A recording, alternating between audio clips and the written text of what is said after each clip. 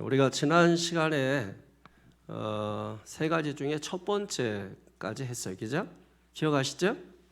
그래서 21장은 우리가 1절에서 16절, 또 17절에서 26절, 27절에서 40절. 그래서 전체적인 내용은 예루살렘으로 귀환하는 그런 내용을 담고 있다고 했죠. 그래서 1절에서 16절은 예루살렘으로 귀향길에 오른 것이죠. 그리고 17절에서 26절은 예루살렘에 도착한 것이고, 또 20절에서 40절에 보면 예루살렘에 도착해서 또 어려움을 당하죠. 어려움 당하고 또 고난 당하고 그리고 감금이 됩니다. 이런 내용이 이제 기록되어 있어요. 그래서 1절에서 16절 가운데 주의 뜻을 이루기 위해서 우리가 첫 번째로 뭘 해야 된다 그랬죠? 일사가구, 죽을 가구, 그죠? 일사가구, 죽을 가구. 에스더처럼 죽으면 죽으리라 하는 이 가구가 있을 때 내 뜻이 아니라 주의 뜻을 이룰 수 있다. 할렐루야. 내 뜻이 아니라 주의 뜻을 이룰 수 있다. 그러니까 내 뜻을 주장하는 경우는 자기 중심성 신앙 때문에 그래요. 자기 중심성 신앙, 그게 있기 때문에 내 뜻을 부인하지 못하는 거예요. 그래서 아버지의 뜻을, 주의 뜻을 구하지를 못하고 항상 내 뜻을 구하는 거죠. 우리가 내 뜻이 아니라 주의 뜻을 구하면 주의 뜻이 이루어지면 내 뜻도 이루어지는 것이고, 내 뜻만 구하게 되면 내 뜻만 이루어지게 돼요. 그래서 신앙도 자꾸 그렇게 하다가 보면은 자기 중심성 신앙이 이루어지게 돼서 자기도 모르는 사이에 자기가 주인이 되고, 항상 내 소원, 내가 원하는 게 이루어지지 않으면 마음이 상하는 그런 신앙이 될 수밖에 없어요. 그래서 우리가 내 뜻이 아니라 주의 뜻을 구하는 자가 돼야 된다. 그래서 일사가구에 대해서 말씀드립니다. 대표적으로는 13절에서 14절 말씀을 우리가 한번 읽었지만은 다시 한 번만 크게 읽어보시기 바랍니다. 시작.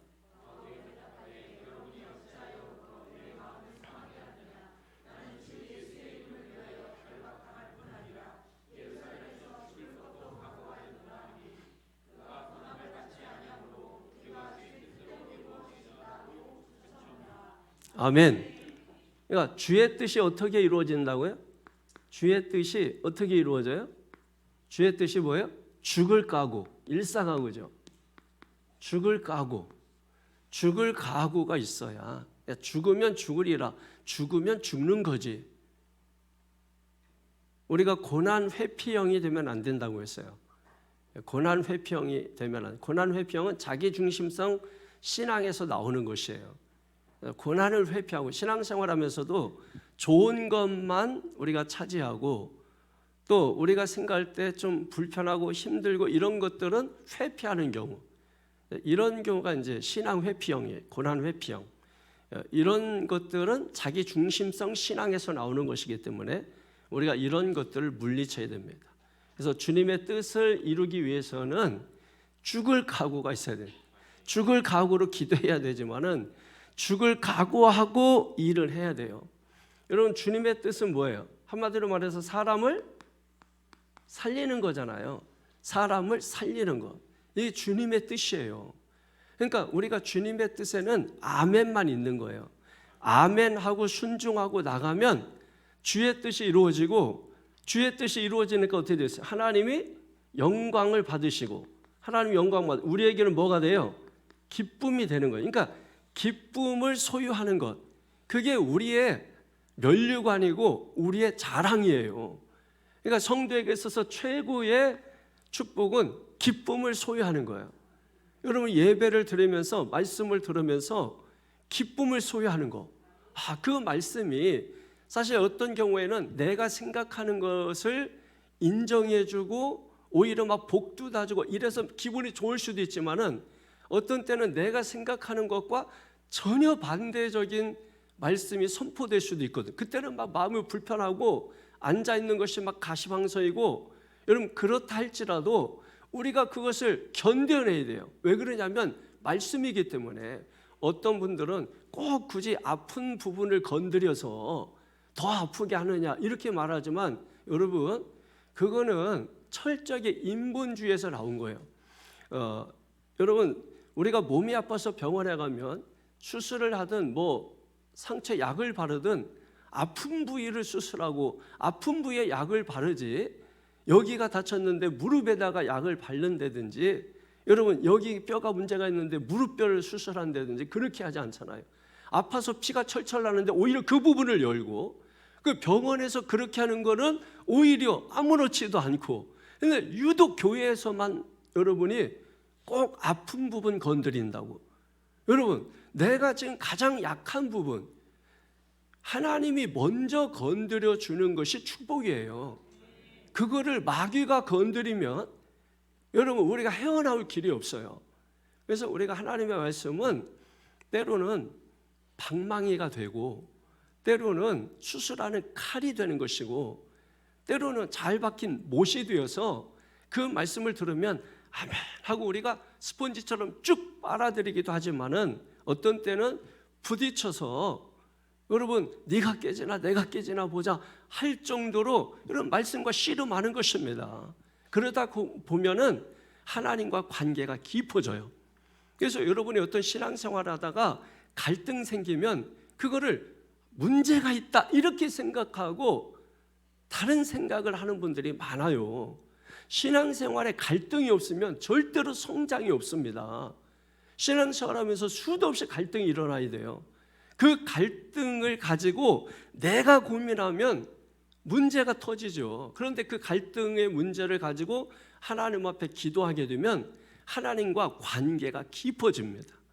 그 관계가 깊어지면 그 속에서 문제가 해결돼요. 밖에서 해결할 필요가 없어요. 이미 주님과 관계가 깊어져서 내 속에서 문제가 해결되면은 요한복음 7장 37절에 있는 것처럼 그 배에서 생수의 강이 흘러나게 되어 있습니다. 그러니까 여러분이 어떤 신앙생활 하다가 항상 내가 원하는 쪽으로만 가고 내가 원하는 소리만 듣고, 그거는 약한 거예요. 그거는 사실은 어떤 사역을 감당할 수가 없어요. 그런 사람들은 우리가 큰 일을 해야 되고 또 내 일이 아니라 주님의 일을 하기 위해서는 내가 원하는 대로만 하는 신앙 가지고는 절대로 큰 일을 못해요. 여러분 뭐 운동 선수들도 운동을 아주 격하게 하고 막, 여러분 요즘은 이제 축구를 마치고 그 중간 타임 있잖아요. 전반전 마치고 점심 시간이 아니고 뭐라 그러죠? 하프타임. 그 하프타임에 요즘은 그를 일부러 뭐 하는 건지 노출을 시켜요. 다 방송 나오더라고. 그래서 막 거기에 보면은 막 여러분, 어휴 저렇게 되나? 저렇게도 되나 할 만큼 막 완전히 그냥 선수에게 그냥 막 쏟아부어요. 감독들이 막 하면서 막 온몸을 다하고, 어떤 경우에는 물통 막 걷어차고 막, 그런 막 그 선수가 막 모욕을 당할 만큼 막 그렇게 합니다. 그러고 나서 경기가 끝나고 나면 이제 저 사람들은 회복 불가능하겠다 이렇게 생각하는데, 그렇지가 않고 서로 끌어안고, 그러고 나서 이제 또 다음 경기를 준비하고 이렇게 하는 것을 볼 수가 있습니다. 그래서 강해지는구나. 훈련이 강할수록 강한 팀이 되는구나. 훈련이 강할수록 강한 군대가 되는구나. 그래서 큰 일을 감당하는구나. 그래서 신앙이 또 마찬가지예요.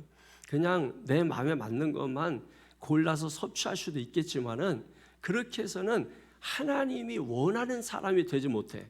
하나님의 사역을 감당을 못해요. 항상 내가 원하는 일만 하게 돼. 그러면은 그것도 뭐 주의 일이 되겠지만은 큰 일은 되지 못하는 거죠.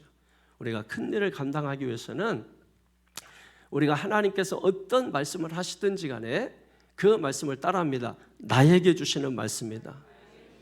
나 들으라고 하시는 말씀입니다. 옆에 김 집사가 듣고 박 집사가 들어야 되는 말씀이 아니라 내가 들어야 되는 말씀입니다. 나에게 주시는 말씀입니다.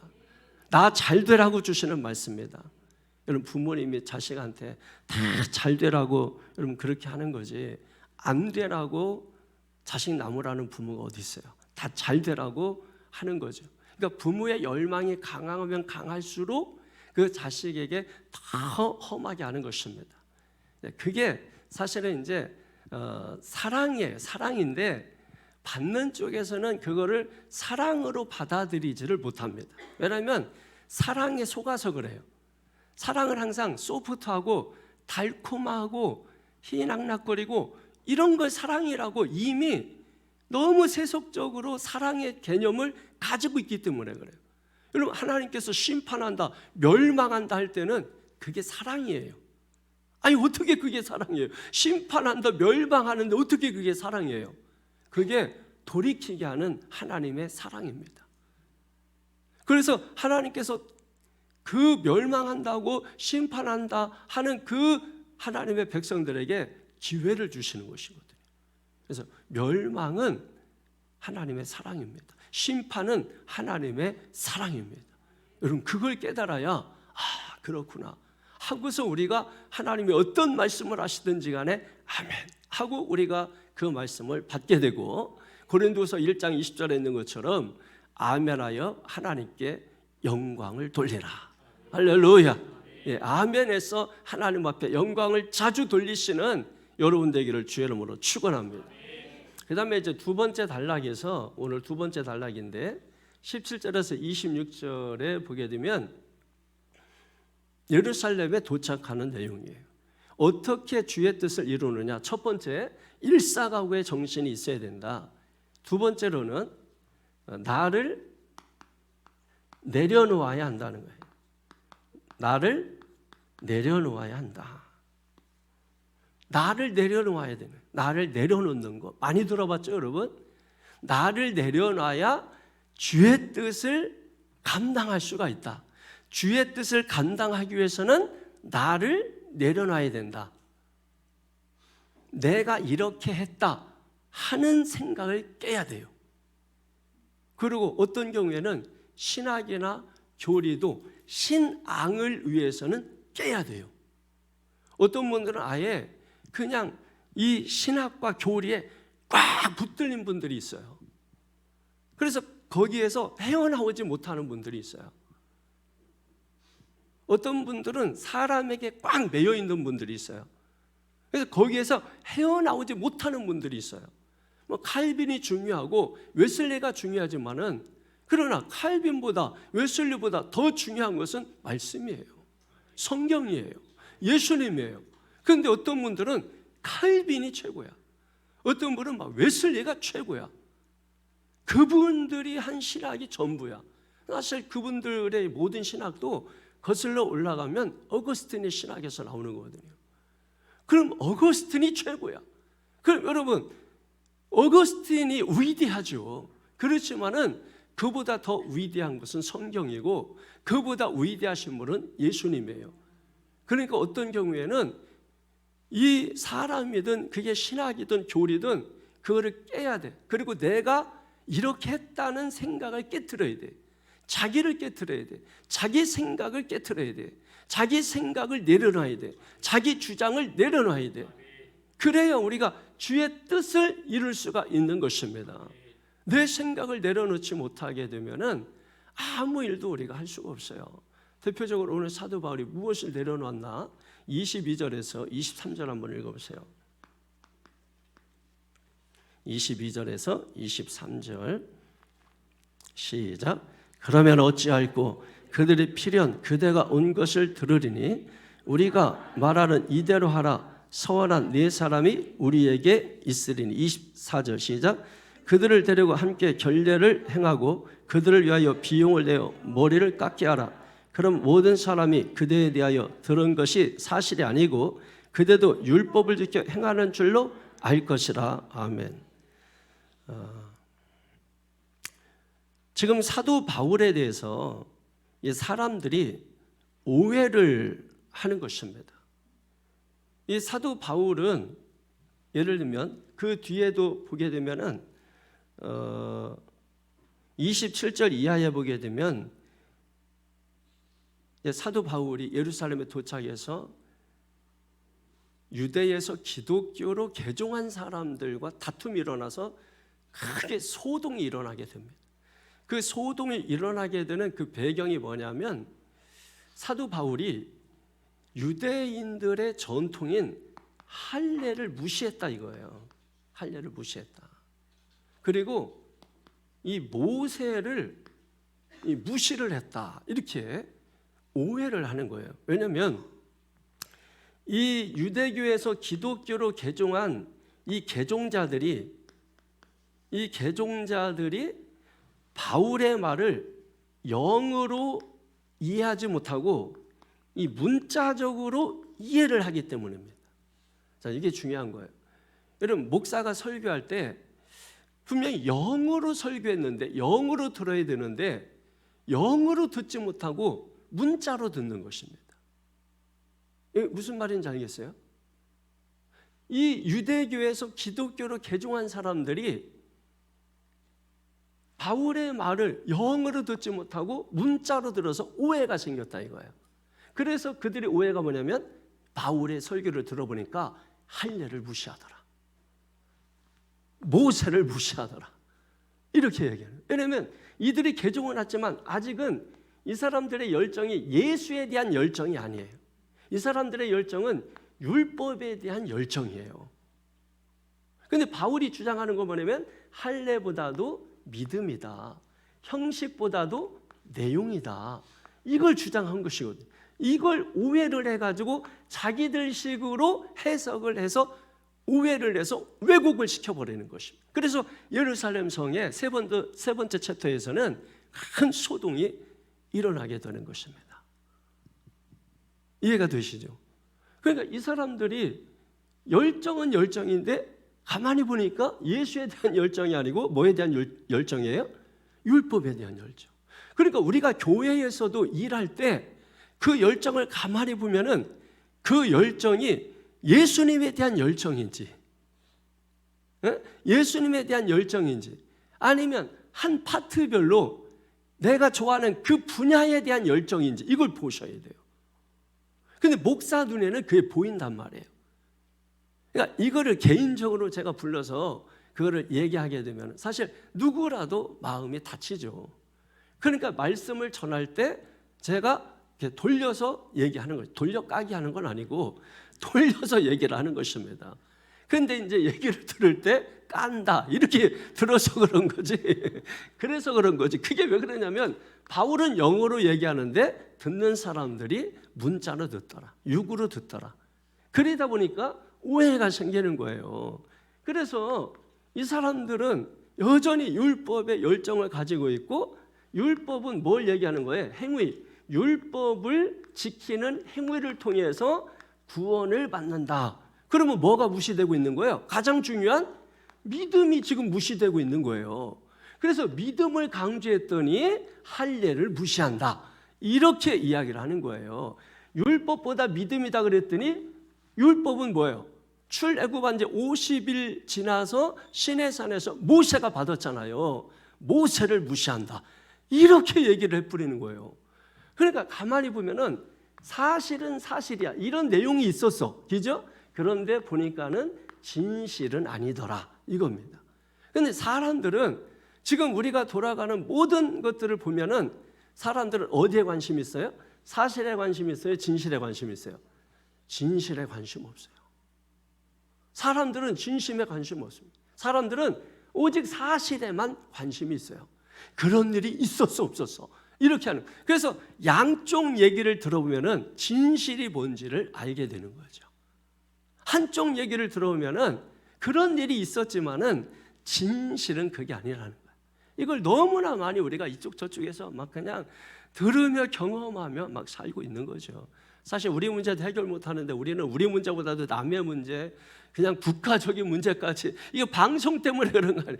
방송이 없으면 이런 문제 신경도 안 쓰는 건데 방송이 있으니까 막 이런저런 얘기 듣고 막 복잡해지고, 아니 내 문제도 복잡한데 그분들은 그게 먹고 사는 일이기 때문에 그 일을 하는 건데 그분들이 우리 일은 해주지 않는데 우리는 그분들의 일까지 대신해줘. 그래 이게 지금 거꾸로 된 거예요. 그분들이 우리를 대신해서 일해줘야 되는데 오히려 우리가 그분들을 대신해서 일도 그만두고 밥도 안 먹고 막 그냥 그렇게 하고 있는 게 이게 지금 거꾸로 가고 있는 것이거든요. 그분들은 다 먹고 살아요. 중요한 건 우리예요, 우리. 그러니까 우리가 일사가구의 정신을 가지고 그리고 나를 내려놓는 끊임없는 과정을 통해서 주님의 뜻을 이루어야 되는 것입니다. 그러니까 이 사람들이 사도 바울에게 뭐 이렇게 오해를 하니까 그러면 네가 할례를 받아라. 이방인들을 데리고 가서. 사실은 바울의 입장에서는 이미 예루살렘 종교회의 때 1차 전도여행 끝나고 이방인들의 구원 문제 때문에 예루살렘에 가서 종교회의가 있었잖아요. 그때 내려진 결정이 뭐였어요? 할례를 받지 않아도 예수를 믿음으로 구원받는다는 예루살렘 종교회의가 있었단 말이에요. 그러면 더 이상 바울은 여러분 할례에 대해서 자유로운 것입니다. 그런데 유대인들이 네가 할례를 이방인들로 하여금 받게 해봐라. 네가 같이 여행 갈 몇 사람 이방인들을 할례 받게 하고 떠나면 믿겠다. 뭐 이런 식으로 이제 조건을 단 거죠. 그때 바울이 어떻게 했을까요? 그걸 한 것입니다. 바울은 지금 자기 자신의 교리도 있었고 신학도 있었고 복음을 위해서 구원을 위해서 지금 그 신학과 교리를 이미 예루살렘 회의에서 결정된 것을 내려놓은 것입니다. 그래서 고린도전서 9장 22절에 보게 되면 내가 약한 자들을 위하여 약하게 된 것은 약한 자들을 돕기 위함이고, 그죠? 그리고 내가 이방인들을 위해서 이방인처럼 된 것은 그들을 구원코자 합니다. 구원하는 것이 목적이랍니다. 그걸 위해서 내려놨다는 거야. 엄청난 걸 내려놓은 거예요. 그러니까 우리가 주님의 뜻을 이루기 위해서는 그런 내려놓음이 우리에게 있어야 된다. 그러지 않으면 하나님의 뜻은 온데간데 없어져요. 하나님의 뜻을 이루기 위해서 저와 여러분을 부른 거 아니에요. 그리고 계속해서 하나님께서 주의 뜻을 이루라고 우리에게 말씀을 주시는 거고, 주의 뜻을 이루면서 사는 게 인생이에요. 그거 하라고 주님께서 우리를 불러주신 거야. 출애굽하듯이 출세상에서 저와 여러분들을 하나님의 백성을 삼으셔서 하나님의 자녀를 삼으셔서 사명을 주시고 주의 뜻을 이루며 살게 하시는 것입니다. 세상 사람들은 자기 뜻을 이루면서 사는 거죠. 그러나 우리는 뭐예요? 주님의 뜻을 이루면서 살도록 부름을 받은 사람들이라. 그게 성도의 성도, 성도로 부름을 받은 자들이라는 것이죠. 할렐루야. 이게 여러분 얼마나 복된 겁니까? 그래서 26절에 한번 볼까요? 25절부터 시작. 주를 믿는 이방인에게 우리가 우상의 제물과 피와 목매어 죽인 은뱅을 피할 것을 결의하고 편지하였느니라 하니, 바울이 이 사람들을 데리고 이튿날 그들과 함께 결례를 행하고 성전에 들어가서 각 사람을 위하여 제사 드릴 때까지의 결례 기간이 만개된 것을 신고하니라. 정결의식을 행했다는 거야. 이건 사도 바울이 자기 자신의 이미 결정된 것이나 교리나 신앙을 내려놓은 거죠. 왜? 무엇을 위해서? 구원을 위해서. 할렐루야. 주님의 뜻을 위해서. 믿습니까? 예. 그 다음에 세 번째 챕터에서는 27절에서 40절입니다.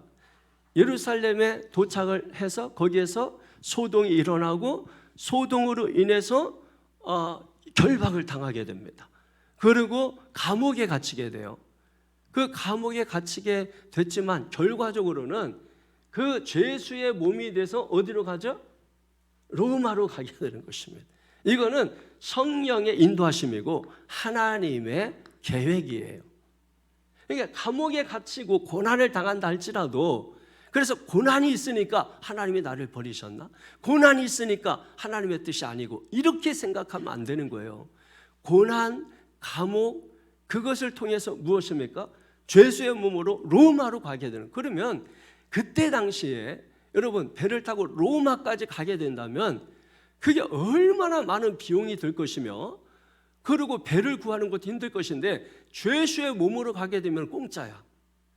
그리고 군인들이 지켜줘. 군인들이 여러분 옆에서 지켜줘. 그리고 군인들이 지켜줘서 딱 철장에 갇힌 채로 여러분 그렇게 죄수의 몸으로 로마까지 가니까 이게 돈도 안 들지, 밥도 그냥 주지, 군인들이 자기를 지켜주지, 이게 일석삼조의 효과야. 그러니까 살다가 고난 당하고 어려움 당하게 되면 하나님 왜 나를 버리셨습니까? 하지 말고 그 고난의 뜻이 무엇입니까?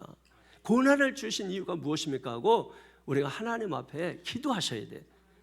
여러분 살다가 이런저런 일을 만나게 되면 꼭 여러분 한번 그렇게 한번 해보세요. 성경대로 하나님, 저는 이 고난이 제게 온 것을 이해할 수가 없겠습니다.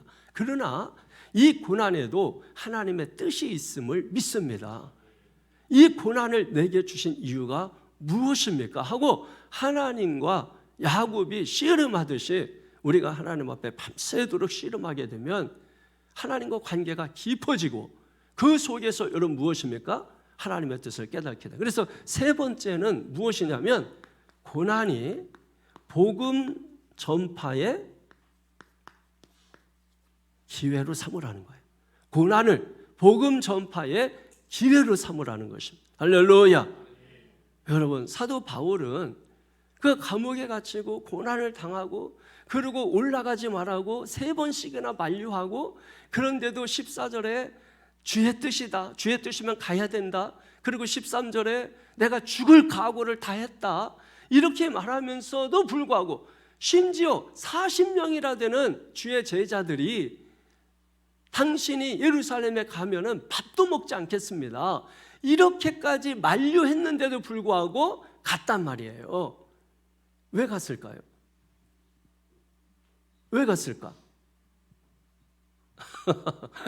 예루살렘을 간 목적이 뭘까요? 일단은 그러면 예루살렘에 사도 바울이 간 목적이 뭘까요? 일단은 돈을 걷었잖아. 돈을 걷어서 이거를 예루살렘 교회에 전달을 해줘야 돼. 구제금을 전달해 줘. 그리고 유대인과 이방인이 하나 되게 하기 위해서 가는 게 첫 번째 목적입니다. 두 번째 목적은 무엇이겠어요? 두 번째 목적은 예루살렘에 가가지고 죄수의 몸이 돼서 로마로 가가지고 스페인까지 가가지고 하나님의 복음을 전파하는 거. 그게 이제 사도 바울의 큰 그림이에요. 그러니까 그렇게 만류하는데도 불구하고 예루살렘에 간 거고 갔더니 감금되고 그래서 로마에 이제 가게 되는 이런 상황이 오게 된 것입니다. 그래서 그런 상황에 대해서 바울은 원망하고 불평하지 아니하고 성령의 인도, 하나님의 계획이라고 믿은 거예요. 이게 다 주님의 뜻이라고 믿은 거예요. 그래서 5절에도 여러분 나와 있을 텐데 5절에도 이 여러 날을 지낸 후 우리가 떠날 갈새 그들이 다 그 처자와 함께 성문 밖까지 전송하고 우리가 바닷가에서 무릎을 꿇어 기도하고 그러니까 무릎을 꿇어 기도한 것이 무엇이냐면 14절에 있는 주의 뜻이 이루어지는 것을 기도하는 것을 말하는 것입니다. 여러분 주님의 뜻이 이루어지기를 무릎 꿇어 기도하는 성도 여러분 되시기를 바랍니다. 그래서 여러분 39절에서 40절 보십시오. 39절에서 40절 시작. 바울이 이르되 나는 유대인이라 소읍이 아닌 길리기아 다소시의 시민이니 청컨대 백성에게 말하기를 허락하라 하니 천부장이 허락하거늘 바울이 층대 위에 서서 백성에게 손짓하여 매우 조용히 한 후에 히브리 말로 말하니라. 아멘. 지금 감옥은 몸이 묶인 상태입니다. 몸이 묶인 상태에도 나로 하여금 말을 좀 하게 해달라 천부장에게 부탁하는 거야. 그러니까 천부장이 감옥에 갇혔을 때에 이 사도 바울을 좀 도와주려고 많이 애를 씁니다. 그래서 31절에 보게 되면은 그들이 그를 죽이려 할 때에 온 예루살렘이 요란하다는 소문이 군대의 천부장에게 들림에 그랬죠.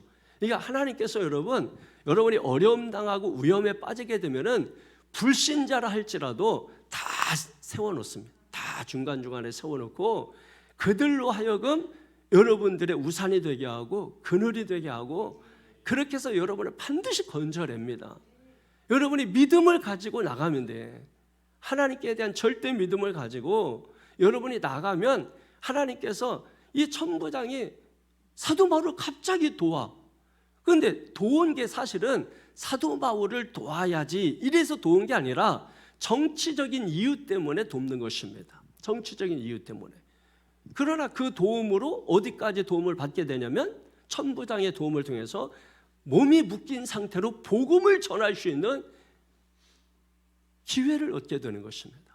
그래서 39절 40절이 바로 그 얘기예요.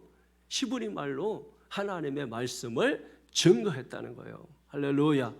고난을 뭐예요? 복음 전파의 기회로 삼은 것이죠. 저와 여러분들도 고난이 오면은 하나님 왜 이 고난을 나에게 주셨습니까? 하지 말고 여러분 사실 인생을 한마디로 말하면 뭐라 그랬어요? 고라 그러잖아요. 고. 두 단어로 하면은 고해. 고통의 바다. 고통의 바다에서 사는 사람은 고통스러울 수밖에 없는 거예요. 그러니까 태어나서 인간은 고통당하다가 고통 중에 죽는 거야. 그죠? 고통 중에 태어나서 고통 가운데 살다가 고통 가운데 죽는 거야. 그럼 우리가 새 말로 얘기해야지. 왜 사니? 해야죠. 근데 왜 살아요? 그래도 하나님의 뜻을 이루기 위해서, 주의 뜻을 이루기 위해서 이 고백이 나와야 된다니까. 그런 고통 속에서도 이 고백이 나와야 된다고. 죽음 앞에서도 이 고백이 나와야 된다고. 근데 지금 우리가 너무 잘 살잖아. 근데 이 고백 나오기가 어려운 거야 이게. 옛날에 정말 힘들고 살고 막 먹고 살기 힘들고 살 때는 뭐 기대할 게 없잖아 세상에. 차라리 그냥 주를 위해 죽는 게 낫다 그냥. 그래서 죽어서 천국 가는 게 낫다 이리지만 세상에 천국 비슷한 데가 너무 많아. 그래가지고 안 죽어도 천국 많이 봐요. 그러니까 사실 우리가 고난당하고 어려움 당하는 사람한테 죽을 각오하고 주님의 뜻을 이루면서 사세요. 이런 설교하기가 굉장히 어려운 거야. 조엘 오스텐 그 목사처럼 그냥 긍정적인 설교하고 그냥 예수 믿으면 부자 된다는 설교하고 본인 재산이 7천조가 넘으니까 그러니까 엄청난 재산을 가지고 스포츠카가 20대가 넘으니까 집이 260억짜리가 넘으니까 그러니까 여러분 예수 믿으면 부자 된다 그렇게 외치는 거예요. 그럴 때 사람들이 믿는 거야. 부자 된 목사가 예수 믿으면 부자 된다고 하니까 믿는 거예요. 만약에 제가 여러분 예수 믿으면은 63빌딩 10개 정도 소유할 수 있습니다 이렇게 얘기하면 믿는 사람이 없어요. 예? 너나 돌아봐라. 월세 살면서 무슨 그런 소리를 하냐고. 근데 여러분 제 마음에는 63빌딩 정도가 아닙니다. 제 마음에는 그런 거는 그냥 아무것도 아니야. 아무것도 아니야. 길 지나가다가 좋은 건물만 있으면 이미 다 제 마음에 들어와 있어요. 다 제 마음에 들어와 있어요. 아, 요거는 교회 교육관 하면 제가 우리 아이들하고 집사람 다니면서 이렇게 항상 하는 게 어제 저희 어머니 병원 갔는데 병원이 너무 앞에 잘 꾸며져 있는 거예요. 이거 교회 하면 딱 좋겠다 이거. 그래서 막 들어가면서 보는 거야. 막 여기는 담임 목사실하고 저는 제일 먼저 중요한 데가 담임 목사실. 그러니까 여긴 담임 목사실하고 여긴 장로님실하고 다 권사님실하고 다 이렇게 하면 좋고 이쪽은 감옥 같은 거 하나 만들어서 예배 시간에 좋은 사람들 좀 가둬두고 봉사하기 싫어하는 사람들 고난 회피형들 이런 사람들 좀 가둬두는 곳. 그래서 점심 때도 보리밥을 주는 거 뭐 이런 식으로 해서 운영하면 참 좋겠다. 이렇게 해가지고 전부 제 마음속에 있는 거예요. 여러분 그러니까 사실은 저는 돈 가지고 일할 생각하는 사람이 아니라 믿음 가지고 일을 하는 사람이거든요. 그러니까 돈이 아무리 많아도 제 믿음만큼 안 돼요. 돈 가진 사람은 돈 가진 만큼밖에 못 움직여요. 그런데 저는 믿음이 있기 때문에 세상을 움직이는 거예요. 세계를 움직여. 믿든지 말든지. 그건 여러분의 자유예요. 그러나 저는 그 믿음이 있는 거예요. 그 믿음이 있는 거예요. 그리고 그 믿음으로 여러분들을 바라보고 아이들을 제가 사실은 하나하나씩 제가 다 이렇게 품는 거예요. 하나씩 이렇게 다 품고. 근데 어떤 때는 잘 품어지고 어떤 때는 잘 안 품어지고 어떤 때는 막 튕겨나가고, 그래도 제 목표는 뭐냐면 두드려 패서라도 제 안에 품는 거야. 품어줘야 돼. 여러분, 품어줘야 그때부터 기도가 되는 것이거든요. 품으려고 제가 애쓰는 거예요. 품으려고 제가 몸부림치는 거예요. 품으려고. 품어야 기도를 할 수 있으니까. 그래서 오늘 이렇게 보니까 그냥 품어지더라고요. 이렇게 찬양하고 이렇게 하는 거 보니까 막 품어져서 제가 앉아있는 동안에 축복을 많이 했어요. 한 사람씩 제가 눈을 이렇게 돌려가면서 시선 멈췄다가 하나님 저 아이를 축복해 주세요. 하나님 저 아이를 축복해 주세요. 하나님 저 아이를 축복해 주세요. 하나님 저 아이를 축복해 주세요. 계속 축복을 했어요. 너무 좋은 거야. 막 이렇게 품어져서 축복하니까 너무 좋은 거야. 또 안 품어진다 할지라도, 또 튕겨나간다 할지라도 자식인 건 어쩔 수 없는 거예요. 그 부모가 자식 못 버립니다. 어떻게 하든지 간에 끝까지 제 마음을 넓혀서라도 품는 거죠. 저는 못 품지만은 예수님의 마음을 가지면 품어지니까, 그래서 몸부림치는 것입니다. 우리 성도님들 다 마찬가지인 거죠. 목사는 하나님의 대리자로서 영적 부모 역할을 하는 자입니다. 어떻게 하든지 간에 성도들을 복되게 하고 이단 사상으로부터, 늑대로부터 성도들을 보호하는 그 사명이 있는 게 목사예요. 그 사명을 잘 할 수 있도록 여러분이 도와주셔야 되는 거고, 저는 그 사명을 어떤 위험이 들어온다 할지라도, 어떤 손해가 온다 할지라도 그 사명을 다하는 목사가 좋은 목사라고 저는 생각을 하기 때문에 흔들림 없이 제 길을 가는 것입니다. 그게 주님의 길이라고 믿고 있는 것이에요. 그러기 위해서는 일사가고의 정신이 있어야 되고, 그리고 나를 부단히 내려놓는다는 말은 다른 말로 깨트린다는 거야.